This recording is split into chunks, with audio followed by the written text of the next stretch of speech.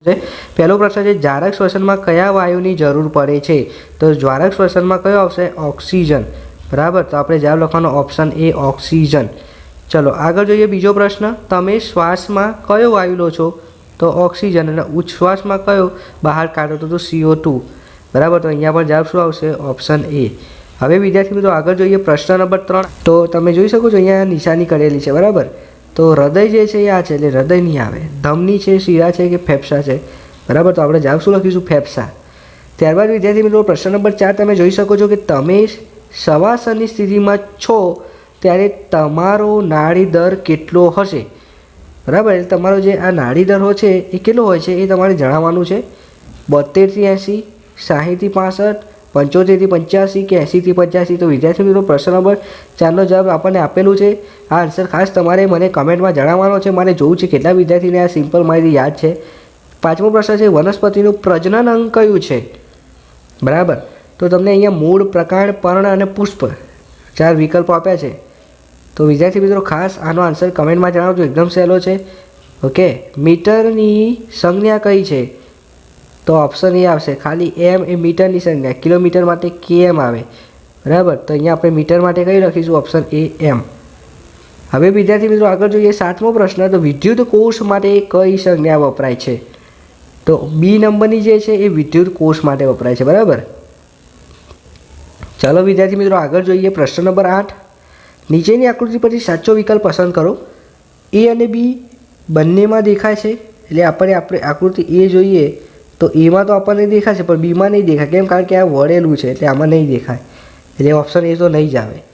બંનેમાં ના દેખાય તો એ પણ ના આવે. એમાં દેખાય અને બીમાં ના દેખાય. બરાબર, શું આવશે? એમાં દેખાય પણ બીમાં ના દેખાય, એટલે ઓપ્શન સી સાચો જવાબ આવશે. 9મો પ્રશ્ન છે નીચેનામાંથી બહિર્ગોળ લેન્સ શામાં વપરાય છે? તો અહીંયા વિદ્યાર્થી મિત્રો તમને ટેલિસ્કોપ, કેમેરો, માઇક્રોસ્કોપ. બરાબર, તો બહિર્ગોળ લેન્સ જે છે શામાં વપરાશે? તો તમારો અહીં જવાબ શું આવશે? માઇક્રોસ્કોપ. ક્લિયર થાય છે હું શું કહેવા માગું છું એ? ચલો આગળ જોઈએ 10મો પ્રશ્ન.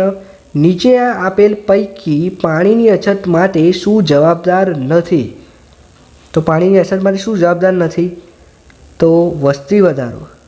બરાબર, ત્યારબાદ ઔદ્યોગિકરણનો વિસ્તાર, અતિવર્ષા. પાણીની અછત માટે હવે વરસાદ વધારે હોય તો અતિવર્ષા થોડી જવાબદાર હોય, તો જવાબ શું આવશે?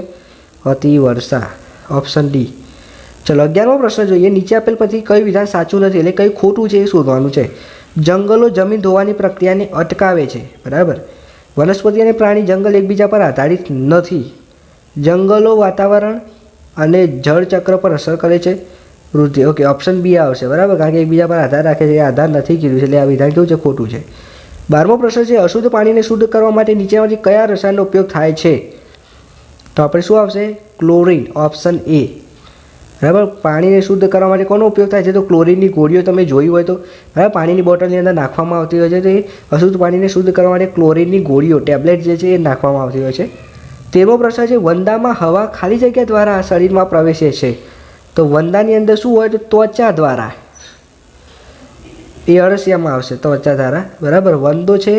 ઓકે, આપણે અહીંયા શ્વસન છિદ્ર લખી શકીએ. અળસિયું હોય તો ત્વચા આવશે. પૃથ્વી પર મીઠા જળની માત્રા કેટલી છે?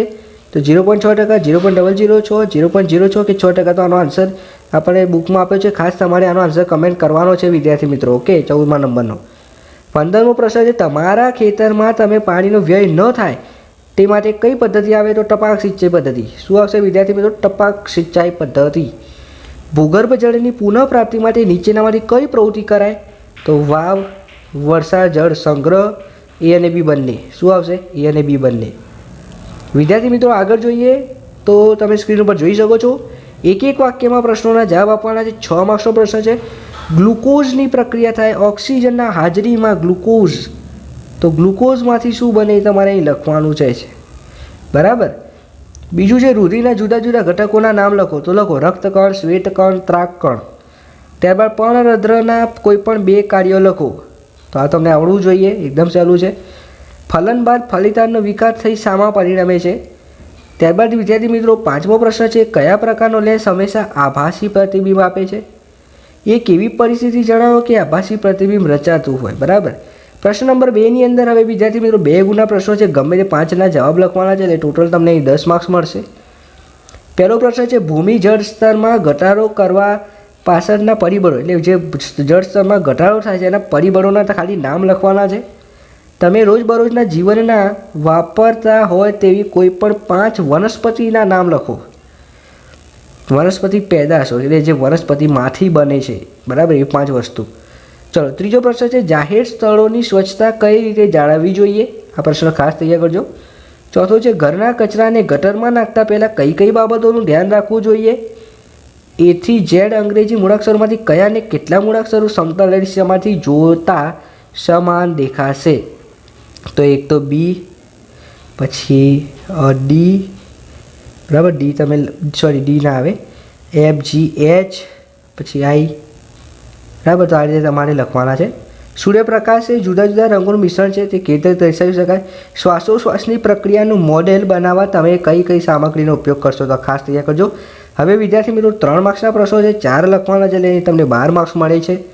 પહેલો પ્રશ્ન છે, તમને અહીંયા નીચેનામાં 4 વિદ્યુત કોષને લાકડાના બોર્ડ પર ગોઠવેલ છે, બરાબર. હવે 4 વિદ્યુત કોષ ધરાવતી બેટરી બનાવવા તમે વાયર જે તાર હોય છે, બરાબર, એ વડે તે તાર ધ્રુવને કેવી રીતે જોડશો તે દર્શાવતી તેવી તમારે આકૃતિ દોરવાની રહેશે, ધ્રુવને જોડતી, બરાબર. તો અહીંયા પ્લસ છે તો આપણે પ્લસ માઇનસ દોરીશું, અહીંયા પ્લસ છે તો આ માઇનસ સાથે જોડીશું, બરાબર. અહીંયા પ્લસ છે તો આ માઇનસ સાથે અહીંયા જોડીશું અને આ રીતે, બરાબર. તો આ પ્લસ માઇનસ જોડવાની રહેશે, પ્લસ પ્લસ નથી જોડવાની, નહીં તો ભડકો થશે. બીજો પ્રશ્ન છે, બટાટાનો નવો છોડ ઉગાડવા માટે તમે અલિંગી પ્રજનનની કઈ રીતે અપનાવશો તે તમારે સમજાવવાની છે. 3 માર્ક્સનો પ્રશ્ન છે. ત્યારબાદ તમને અહીં દાખલો આપ્યો છે, ઝડપ શોધવાનું છે. તો ઝડપ બરાબર અંતર ભાગ્યા સમય, તો 240 ભાગ્યા 4 કરવાના છે, બરાબર, એટલે 24 જવાબ આવે. અહીંયા ચોખ્ખું ઓકે, 24 ભાગ્યા 4 કરો, ચલો, અહીંયા 4 છે, બરાબર. તો 4 એકા 4 થશે, બરાબર, 6 ચોક 24 થશે, એટલે અહીંયા જવાબ શું કેટલો આવશે વિદ્યાર્થી મિત્રો? 60 કિલોમીટર. કેટલો આવશે? 60 કિલોમીટર પ્રતિ અવર. હવે આગળ તમને પ્રશ્નમાં એમ કીધું છે, વિદ્યુત પરિપથ બલ્બ પ્રકાશિત થતો નથી, બરાબર છે, માટે જરૂરી ફેરફાર શું છે? તો આકૃતિ આપી છે, જોઈ લઈએ આપણે. તો તમે જોઈ શકો છો અહીંયા શું થશે? તો આ જે પ્લસ પ્લસ છે એને ઊંધા કરી દેવાના, આ માઇનસ આ સાઈડ લેવું પડશે. તો તમારે બીજી આકૃતિ નવી દોરો એમાં માઇનસ આ બાજુ બતાવી દેજો, બરાબર. બાકી અહીંયા જે છે કોર્સ જે છે આપણે આ રીતે દોરવો પડે, આ રીતે. ઓકે, ચલો, 5મો પ્રશ્ન. જો તમે બગીચાની રેખાવાળી કરી રહ્યા છો, બરાબર, એટલે તમે બગીચાનું ધ્યાન રાખો છો, રખેવાળી કરો છો, તો તમે ઓછામાં ઓછા પાણીનો ઉપયોગ સારી રીતે કરવા માટે કઈ પદ્ધતિ વાપરશો? તો કઈ આવશે? ટપક સિંચાઈ પદ્ધતિ. ચાલો, પ્રશ્ન નંબર 3, આકૃતિ દોરી નામ નિર્દેશન કરો. તો ઉત્સર્જન તંત્રની નામ નિર્દેશનવાળી આકૃતિ દોરવાની છે, જેના 3 માર્ક્સ છે. હવે વર્ગીકરણ કરવાનું છે, સુરેખ ગતિ, વર્તુળાકાર ગતિ અને આંદોલન ગતિ. તો નીકળેલી ગાડી જે છે, પહેલાં તો માર્ચ કરતા લક્ષણના જવાનો, તો સુરેખ ગતિ. ઘડિયાળની લોલકની ગતિ વર્તુળાકાર ગતિ, હિંચકાની ગતિ તો આંદોલિત ગતિ, બંદૂકમાંથી નીકળેલી ગોળી તો સુરેખ ગતિ, ભમરડાની ગતિ તો વર્તુળાકાર ગતિ, પંખાના પાંખિયાની ગતિ તો પંખાના પાંખિયો જે છે વર્તુળ આવશે એટલે વર્તુળાકાર ગતિ. જોડકા જોડવાના છે, કલિકા, આંખ, અવખંડન, બીજાણુ, બરાબર. તો અહીંયા તમારે યોગ્ય જોડકા જોડવાના છે. ત્યારબાદ વિદ્યાર્થી મિત્રો 2 નંબરનો જે પ્રશ્ન છે એની અંદર 4 ગુણના 2 પ્રશ્નો લખવાના છે, 3 આપેલા છે. ખાસ તૈયાર કરી દેજો. વિઘટકો શું છે, કોઈ પણ 2 નામ લખો. જંગલમાં તેમનું શું મહત્ત્વ છે એ લખો. સ્વચ્છતા અને રોગો વચ્ચે શું સંબંધ છે એ તમારે તમારા અનુભવો લખવાના છે. જંગલમાં કંઈ પણ નકામું નથી, સમજાવો, બરાબર. તો આ ખાસ તૈયાર કરી દેજો. હવે છેલ્લો પ્રશ્ન છે, પ્રશ્ન નંબર 5. અહીંયા વિદ્યાર્થી મિત્રો તમને વૈજ્ઞાનિક કારણ આપવાના છે. જંગલો જમીનનું ધોવાણ અટકાવે છે. બીજું, ભારે પરિશ્રમ કરનારને વધુ ખોરાક લેવાની જરૂર પડે છે. ત્યારબાદ 2 તફાવત ખાસ તૈયાર કરજો. અંતર્ગોળ અરીસો, બહિર્ગોળ અરીસો, ધમની અને શીરા.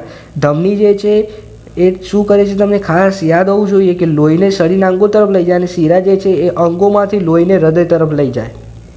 ચલો, 2 નંબરનો પ્રશ્ન છે, 5 માર્ક્સનો પ્રયોગ છે, કોઈ પણ એક કરવાનો છે, અથવામાં છે 2માંથી કોઈ પણ એક. લોખંડની ખીલીનું વિદ્યુત ચુંબક બનાવવું, અને બીજું છે નિક્રોમના તારનો ઉપયોગ કરીને વિદ્યુત પ્રવાહની ઉષ્મીય અસરનું નિરીક્ષણ કરવું.